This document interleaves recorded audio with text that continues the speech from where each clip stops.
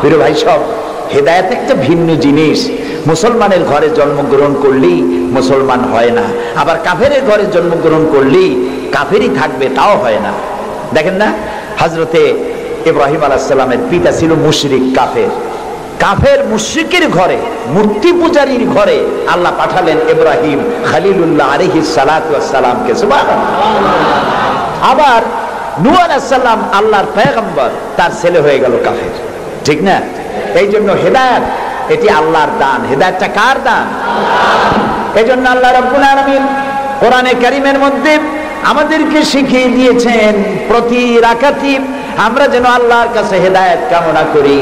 ইহদিনাস সিরাতাল মুস্তাকিম পড়েন, ইহদিনাস সিরাতাল মুস্তাকিম সিরাতাল্লাযীনা আন'আমতা আলাইহিম গায়রিল মাগদুবি আলাইহিম ওয়ালাদ-দাল্লিন।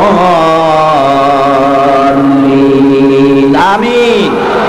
হায় আল্লাহ, তুমি আমাদেরকে হেদায়েত দাও, হেদায়েতের রাস্তা দেখাও, ওই পথ যে পথ নবীয়িন, সিদ্দিকিন, শুহাদা, সালেহিন তাদের পথ আমাদের দেখাও।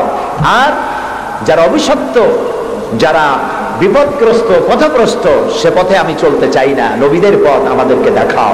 হেদায়েত পাওয়া যত কঠিন, হেদায়েতের উপরে টিকে থাকা ততোধিক কঠিন। সেই জন্য আল্লাহ তাআলা হেদায়েত প্রাপ্তদের জন্য একটা দোয়া শিখিয়ে দিয়েছেন, এই দোয়াটা করো যাতে তোমরা হেদায়েতের উপরে টিকে থাকতে পারো। দোয়াটা কি? রব্বানা লা তুযিগ কুলুবানা বা'দা ইয হাদাইতানা ওয়া হাব লানা মিন লাদুনকা রাহমাতান ইন্নাকা আনতাল ওয়াহ্হাব। আয় আমার রব, তুমি আমাকে যখন দয়া করে হেদায়েতের রাস্তা দিয়েছো, আল্লাহ তুমি আমাকে হেদায়েত থেকে বিগড়ে দিও না। বলেন আমিন। নবী করিম সাল্লাল্লাহু আলাইহি সাল্লামের কাছে কোরআন নাজিল হচ্ছে, কে এনে দিচ্ছে? আল্লাহ তাআলা দুনিয়ার মানুষকে হেদায়েত দিবেন, সেজন্য নবী দরকার আর হেদায়েত পাঠানো দরকার। আল্লাহ তাআলা কোনো মানুষের সাথে সরাসরি কথা বলেন না, সরাসরি কথা বলেন না, সামনে এসে কথা বলেন না। যদি কারোর সঙ্গে কথা বলতে চান, মিন ওয়ারাই হিজাব, পর্দার আড়াল থেকে কথা বলেন, অথবা তার মনের মধ্যে আল্লাহ তাআলা ইলকা করে দেন। আমি গত 2 সপ্তাহ আগে কায়রো সফর করে এসেছি, মিশর।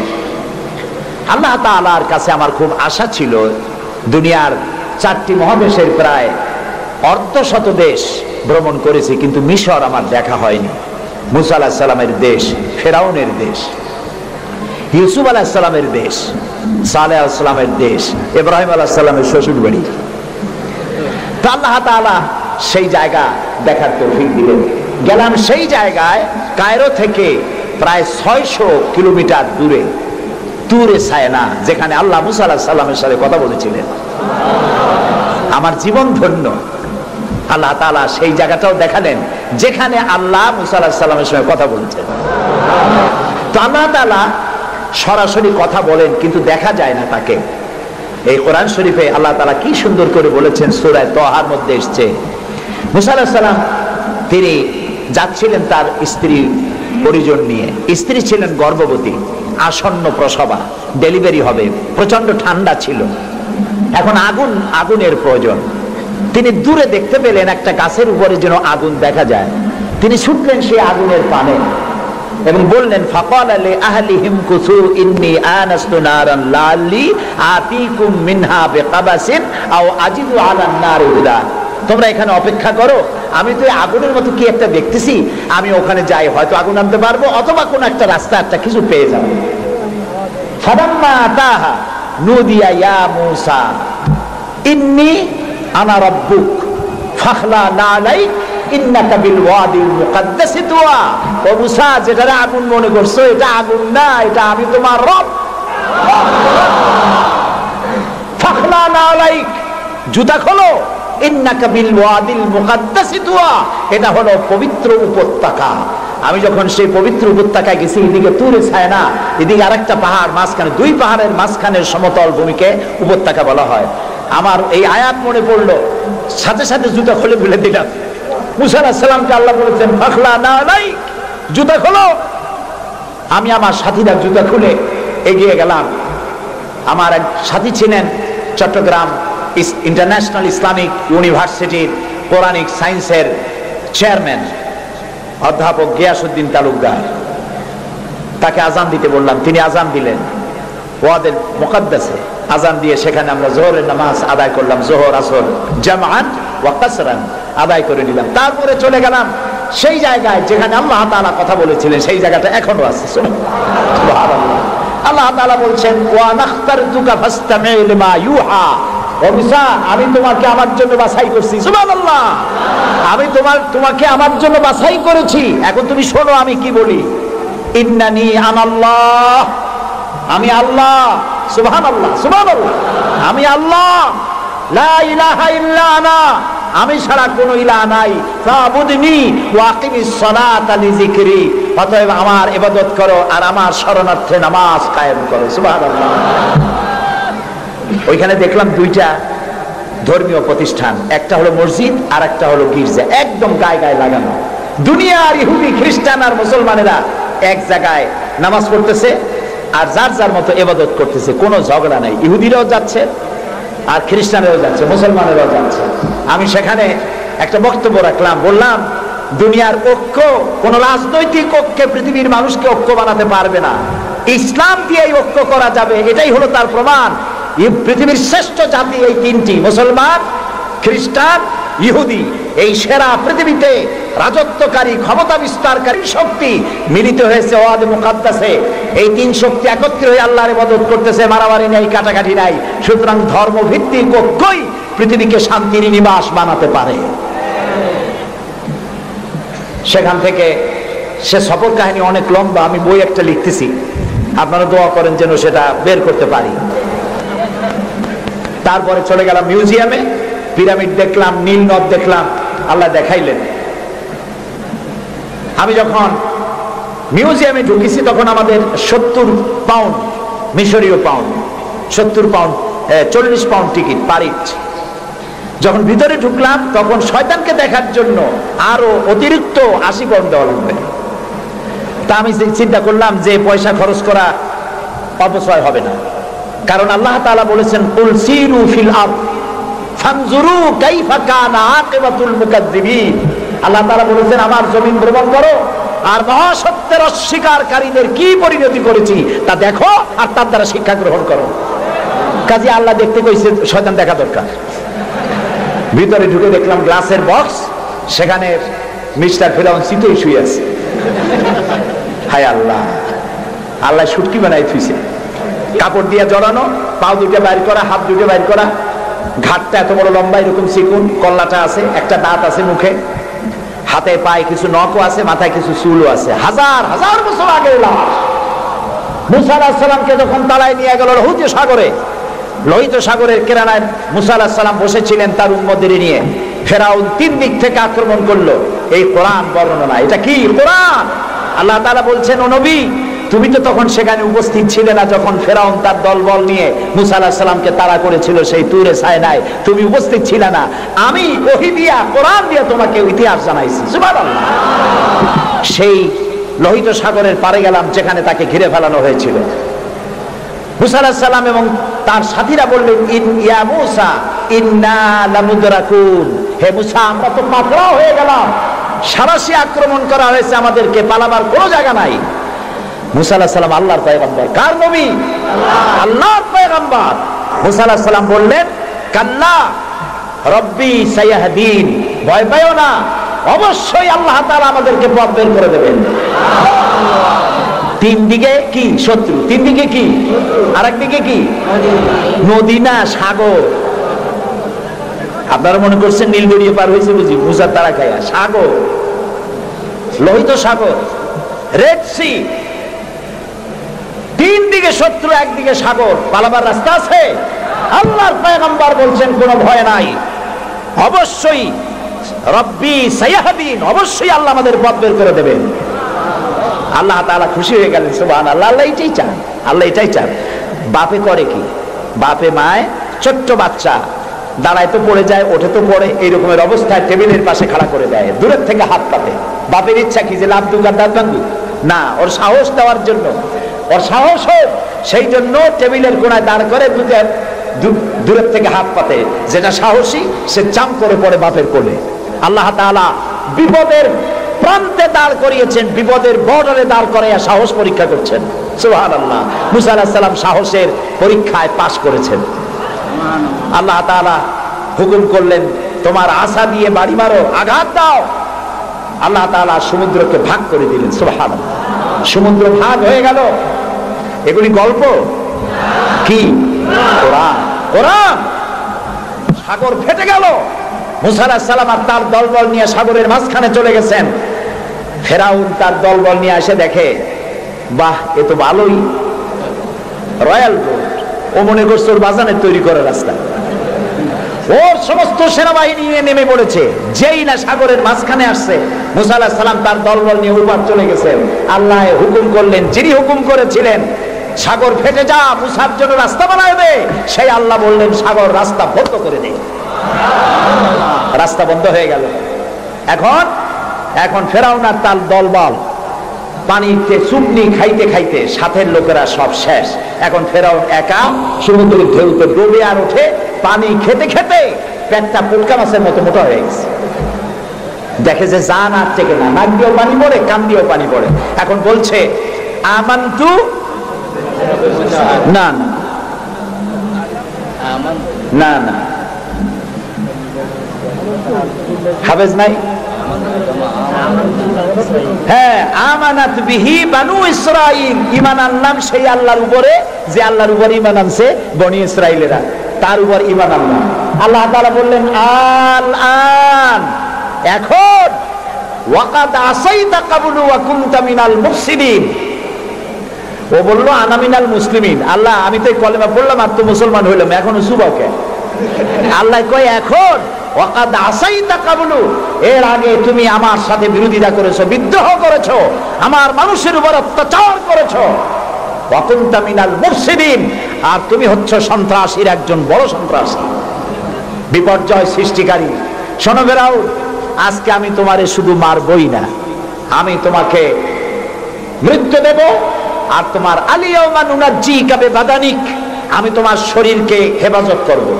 তোমার শরীর পানিতে পচবে না, পোকা মাকড়ে, জলচর প্রাণী, স্থলচর প্রাণী কেউ খাবে না, মাটিতেও তুই পচবি না, তোরে শুটকি বানায় রাখবো কিয়ামত পর্যন্ত। সেই আল্লাহ আছে না নাই? আছে না নাই? ওই আল্লাহ তাআলা বুশের শুটকি বানাইতে পারবে না? সুবহানাল্লাহ বলো। আল্লাহর সাথে যারা নাফরমানি করবে, আর এই নাফরমানদেরকে যারা কলম দিয়া লিখে, বক্তৃতা করে, রাজনীতি দিয়া যারা আল্লাহর নাফরমানদেরকে সাহায্য করবে, নমরুদের মতো, ফেরাউনের মতো আল্লাহ চুবাইয়া দুনিয়া থেকে জুতা মেরে বিদায় করে দেবেন। আল্লাহ রাব্বুল আলামিন বলেন ওয়ালাকাদ ইয়াসসারনাল কুরআনা লিযিকরি ফাহাল মিন মুদ্দাকির। আল্লাহ তাআলা বলেন কোরআনকে মুখস্থ করার জন্য আমি বান্দার কাছে, মানুষের কাছে বোঝার জন্য আর মুখস্থ করার জন্য আমি আল্লাহ সহজ করে দিয়েছি। আল্লাহ যদি সহজ না করতেন, এই কোরআন আমরা মুখস্থ করতে পারতাম না। নবী করিম সাল্লাল্লাহু আলাইহি ওয়াসাল্লাম এই কোরআন দিয়ে মদিনায় ইসলামী রাষ্ট্র কায়েম করলেন। সুবহানাল্লাহ বলেন। আমি কোরআন শরীফ তাবিজ লেখার জন্য আসে নাই। যারা তাবিজ লেখেন, আমি বিনয়ের সাথে তাদেরকে এই কথাটা বলবো, আপনারা কোরআন দিয়া তাবিজ লিখা ইসলামের কোনো উপকার করেন নাই, ক্ষতি করছেন। আমি একটু ব্যাখ্যা দিয়ে বলি, তাহলে বুঝতে সুবিধা হবে। তাবিজ দিয়া লেখা কি ক্ষতিটা করলেন? ক্ষতি করছেন এই, সাধারণ মুসলমানেরা আপনাদের কাছে, হুজুরদের কাছে মামলা মোকদ্দমার বিষয় জানার জন্য আসে না। সংঘর্ষ বেঁধেছে, মীমাংসা হবে কেমন, এজন্য আসে না। স্কুল, কলেজ, মাদ্রাসা অথবা অন্য কিছু তৈরি করবে ইত্যাদির জন্য আপনার কাছে জানতে আসে না। আপনার কাছে আসে, ছেলে বিয়ে করছে, বহুত দিন হয়েছে, বাচ্চা হয় না, তারপরে পেট্রোল শোক হয়েছে, মাথায় যন্ত্রণা, গরু হারায় গেছে, খুঁজে পাওয়া যায় না, বউরে জেনে ধরছে, মেয়েকে ভূতে ধরছে। এই সব কালো জিরে পড়া, তেল পড়া, পানি পড়া, আর কালো সুতোয় গিরে দেওয়া, এই সব কাজেই আপনার কাছে আসতেছে। কেন? আপনি বুঝাইছেন যে এখানে আসলে তাবিজ দেওয়া যায়, ঝাড়ফুঁক করা যায়, দোয়া দুরূদ করা যায়, সেই জন্য বড় কাজ থইয়া এই কাজে আপনার কাছে আসতেছে। অথচ বিশ্বাস করুন, রাসূলুল্লাহ কোরআন দিয়া তাবিজ লেখেন নাই, সাহাবায়ে কেরামও করেন নাই। একজন সাহাবীও তাবিজ লিখেছেন এর দলিল যদি কারো জানা থাকে মেহেরবানি করে আমাকে জানাবেন, আমি আপনার কাছে শিখবো। ঝাড়ফুঁক করেছেন রাসূলুল্লাহ নিজেও, ঝাড়ফুঁক করেছেন সাহাবায়ে কেরাম, কিন্তু তাবিজ লেখেন নাই। তাবিজ লিখে মানুষকে বোঝানো হয়েছে এটা তাবিজের কিতাব, কিন্তু তা নয়, এটা সংবিধান। সুবহানাল্লাহ বলেন।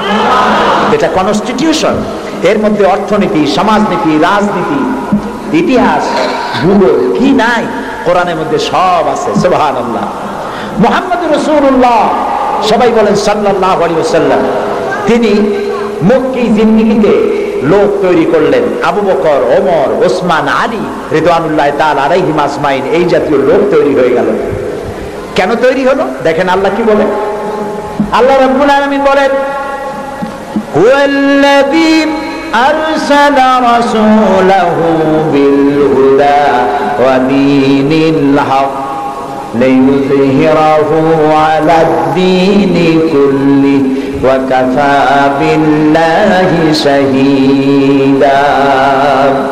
আমি আমার রাসূলকে প্রেরণ করেছি পৃথিবীতে, তিনি আল্লাহ যিনি তার রাসূলকে পৃথিবীতে প্রেরণ করেছেন এই জন্য দ্বীন হক আর সত্যের বিধান সহকারে পাঠিয়েছেন, যাতে করে পৃথিবীর মানব গোষ্ঠীর উপরে আল্লাহর আইনকে তিনি বিজয়ী করে দিতে পারেন। পৃথিবীতে কার আইন চালু হবে? বলেন সবে জোরে, আল্লাহর আইন। আল্লাহর আইন যতদিন ছিল শান্তিও ততদিন ছিল। নবী করিম সাল্লাল্লাহু আলাইহি ওয়াসাল্লাম মদিনায় গেলেন, মদিনায় গিয়ে তিনি কি হয়েছিলেন কন্ত?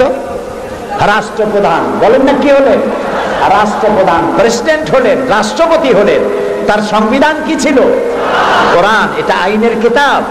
আপনি পড়ে দেখেন। আমি অনুরোধ করব, সাংবাদিক হন, সাহিত্যিক হন, কবি হন, আর ঔপন্যাসিক হন, রাজনীতিবিদ হন, আর ব্যবসায়ী হন, যে কোনো ব্যক্তি হন, কোরআনটারে বুঝুন। কোরআন তাবিজের কিতাব নয়। চুরি করলে, ডাকাতি করলে, জেনা করলে, ব্যভিচার করলে কি শাস্তি হবে, জুডিশিয়াল ল, ফৌজদারি দণ্ডবিধি কোরআনে আছে না নাই? এই যে সন্ত্রাস ছড়িয়ে পড়ছে সারা পৃথিবী, এই সন্ত্রাসীদের শাস্তি কি হওয়া উচিত তা কি কোরআনে আছে? আছে। সূরা মায়েদার মধ্যে আল্লাহ পরিষ্কার করে সন্ত্রাসীদের শাস্তি কি হবে তা এর মধ্যে পরিষ্কার করে বলে দিয়েছেন। আপনি আমি মরে গেলে পরে আপনার আমার পরিত্যক্ত সম্পত্তি কে কতটুকুন পাবে তা ভাগ করে কোরআনে বলা আছে? বলা আছে। এমন কোন জিনিস নাই যা কোরআনে কারীমের মধ্যে আল্লাহ তাআলা স্পষ্ট করে ঘোষণা করেন নাই। আল্লাহ বলেছেন তিবিয়ানান লিকুল্লি শাই, সব কিছুকে খুলে খুলে আমি কোরআনের মধ্যে বলে দিয়েছি। বলেন সুবহানাল্লাহ। প্রিয় ভাই সব, কোরআন যেই মানবে, আজকে নিশ্চয়ই হিন্দু ভাইরাও আসছেন, আছে। আমরা মাহফিলে হিন্দু ভাইদেরকেও স্বাগত জানাই। কেন জানাই জানেন? কোরআন শরীফ শুধু মুসলমানদের জন্য নয়। আল্লাহ কি শুধু মুসলমানদের? বলেন আপনারা, আল্লাহ শুধু মুসলমানদের? আল্লাহ হচ্ছেন রব্বুল আলামিন, সকলের আল্লাহ। তো যিনি সকলের আল্লাহ, তার কোরআন হবে কি শুধু মুসলমানদের? কোরআন শরীফের শুরুতেই এর মাঝে আল্লাহ বলে দিয়েছেন হুদাল লিন্নাস, হুদাল লিন্নাস, হাযা বায়ানুল লিন্নাস। এটা গোটা বিশ্বের সমগ্র মানব মণ্ডলীর জন্য হেদায়েতের গ্রন্থ কোরআন। এই জন্য আমি যখন ইউরোপ আমেরিকায় যখন বক্তৃতা করি, তখন ইউরোপ আমেরিকায় বক্তব্য শোনার জন্য মাল্টি ন্যাশনাল পিপল আমার সামনে থাকে। খ্রিস্টান থাকে, ইহুদি থাকে, মুসলমান থাকে, হিন্দু থাকে। আমি আমার আলোচনায় বলি আপনাদের মুসলমান হওয়ার দরকার নাই, কারণ আমার যে মুসলমান আছে তাই আমি সামলাইতে পারতেছি না। মুসলমান হওয়ার দরকার নেই, শুধুমাত্র কোরআনের বিধান মানেন, কোরআনের আইনটা যদি মানেন আপনারা শান্তি পাবেন। মুসলমান হওয়ার দরকার নাই, কোরআনের আইন মানেন, শান্তি পাবেন। কয় কিরকম? আমি বলি দেখেন, সুদ হালাল না হারাম?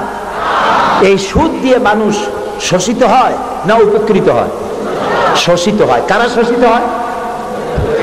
গরিবরা। কারা শোষিত হয়? গরিবেরা। দেখেন আল্লাহ যা বানায় শয়তান তার উল্টো একটা বানায়। আল্লাহ বানিয়েছেন জাকাত ভিত্তিক অর্থ ব্যবস্থা। জাকাত হলো ধনীদের কাছ থেকে নাও, গরিবদের দাও। আর সুদ হলো এর উল্টা, গরিবদের কাছ থেকে নাও, ধনীদের দাও। এটা হলো শয়তানের বানানো। এখন ব্যাংকের থেকে সুদ নেয় গরিবেরা, নিয়ে সার কিনলো, বীজ কিনলো, হালের বলদ কিনলো, জমিন চাষ করলো, ফসল বুনলো, কিন্তু অনাবৃষ্টি অতিবৃষ্টির কারণে ফসল হলো না। ব্যাংকের সুদ মাফ হবে? হবে না। সুদ চাপ সৃষ্টি করা হবে দেওয়ার জন্য। যদি না দেয় তাহলে বাকি হালের বলদ বেচা লাগবে, বইয়ের সোনার শেষ চুরি গাছা, ভিটে বাড়ি বিক্রি করে ব্যাংকের সুদ পরিশোধ করতে হবে। ব্যাংকে টাকা রাখছিল কারা? বুঝেন না কেন? কারা রাখছিল? তাদের টাকা আরো বাড়লো, আর গরিবের টাকা যা ছিল তাও শেষ হয়ে গেল। এখন দেখেন আল্লাহ কি বলেন। আল্লাহ রাব্বুল আলামিন বলেন ওয়াহাল্লাল্লাহুল বাইআ ওয়া হাররামার রিবা। আল্লাহ তাআলা বলেন আমি সুদকে হারাম করেছি আর ব্যবসাকে করেছি হালাল। সুদ হারাম, কত বড় হারাম! রাসূলুল্লাহ বলেছেন সুদের মধ্যে ৭০টি গুনাহ, তার ৭০ গুনাহ হলো নিজের গর্ভধারিণী মাকে বিবাহ করা। নাউযুবিল্লাহ। ঘৃণার সাথে বলেন নাউযুবিল্লাহ। এই মারাত্মক গুনাহ, এই সুদ যদি বাংলাদেশে রাষ্ট্রীয়ভাবে বন্ধ করা হয় তাহলে উপকৃত হবে শুধু মুসলমানেরা, হিন্দুরা হবে না, খ্রিস্টান হবে না, বৌদ্ধরা হবে না। এখন এটারে কেমনে বন্ধ করবেন? কোন সুদ কেমনে বন্ধ করবেন? সুদের বিরুদ্ধে আমাদের দেশের পীর সাহেবরা, মাওলানা সাহেবরা ওয়াজ কি কম করছে? পক্ষে করছে না বিপক্ষে করছে? সুদ বন্ধ হয়েছে? আমি বলি কিয়ামত পর্যন্ত যদি এই দেশের পীর সাহেবরা আর মাওলানা সাহেবরা ওয়াজ করতে থাকে সুদের বিরুদ্ধে, সুদ বন্ধ হবে না, হবে না, হবে না। ওয়াজ দিয়া তাফসীর দিয়া সুদ বন্ধ হয় না। ওয়াজ দিয়া তাফসীর দিয়া যদি সুদ বন্ধ হইতো তাহলে মুহাম্মদ সাল্লাল্লাহু আলাইহি ওয়াসাল্লামের চাইতে বড় ওয়াজ আকাশের নিচে জমিনের উপরে আর একজন আছে, তিনি ওয়াজ করে বন্ধ করতে পারতেন। তিনি বন্ধ করছেন কিভাবে? আইন করিয়া। কিভাবে করছেন? যেমন একটা বিষয় আপনাদের বুঝাই। আমাদের দেশে এখন পলিথিন আছে না নিষিদ্ধ হয়েছে? কেমনে নিষিদ্ধ হইল? মাওলানা সাহেবরা ওয়াজ করছে ভাইরা আপনারা পলিথিন ব্যবহার করবেন না, কবিরা গুনাহ হইব, আর যদি কেউ পলিথিন ব্যবহার করেন কিয়ামতে 13 দিন জাহান্নামে থাকবেন। এরকম ওয়াজ করছে কেউ? কেমনে বন্ধ হইল? পরিবেশ মন্ত্রী বিল উত্থাপন করলেন পার্লামেন্টে, বললেন পলিথিন জমিনের উর্বরা শক্তির জন্য মারাত্মক ক্ষতিকর, পলিথিন পচে না, জমির উর্বরা শক্তি নষ্ট করে দেয়। একদিন বাংলাদেশে জমিনের উর্বরা শক্তি হারিয়ে গোটা মানুষ দুর্ভিক্ষের কবলিত হবে, না খেয়ে মারা যাবে। সুতরাং এই ধরনের বিষাক্ত জিনিস এটাকে নিষিদ্ধ ঘোষণা করা হোক। স্পিকার সাহেব তখন বললেন পার্লামেন্টের সামনে, সংসদের সামনে এখন প্রশ্ন হচ্ছে যে পলিথিন মারাত্মক ক্ষতিকর বিষয়, এই জিনিসটি নিষিদ্ধ ঘোষণা করা হোক। পক্ষে যারা আছেন তারা হা বলেন। হা বলল, তিনি হা বিজয় হয়েছে বলে এটাকে নিষিদ্ধ ঘোষণা হয়ে গেল। পরের দিন প্রেসিডেন্ট সই করলেন। এখন পলিথিন নিষিদ্ধ হলো না জারি আছে? কোন এর প্রোডাকশন, এর উৎপাদন, এর বিপণন সবটা বন্ধ হয়ে গেছে। এখন সুদ বন্ধ করবেন কেমনে? ওয়াজ করে বন্ধ করা যাবে না। সুদে মানে সুদের বিপক্ষের লোক পার্লামেন্টে যদি যায়, 2/3 মেজরিটি যদি তারা হয়, তারপরে একজন লোক সেখানে দাঁড়িয়ে যাবেন, বিল উত্থাপন করবেন, বলবেন আল্লাহ সুদ হারাম করেছেন, রাসূলুল্লাহ বলেছেন সুদের মধ্যে ৭০টি গুনাহ, তার ৭০ গুনাহ হলো নিজের গর্ভধারিণী মাকে বিবাহ করা। এই মারাত্মক সুদকে নিষিদ্ধ ঘোষণা করা হোক। স্পিকার সাহেব বললেন সংসদের সামনে এখন প্রশ্ন হচ্ছে সুদ হচ্ছে মাকে বিবাহ করার মতো মারাত্মক গুনাহ, এই গুনাহ থেকে গোটা জাতিকে বাঁচাবার জন্য সুদ নিষিদ্ধ ঘোষণা করা হোক। এই প্রস্তাবের পক্ষে যারা আছে তারা জোরে হা বলুন। আরে ভাই, এটা তো পার্লামেন্ট না।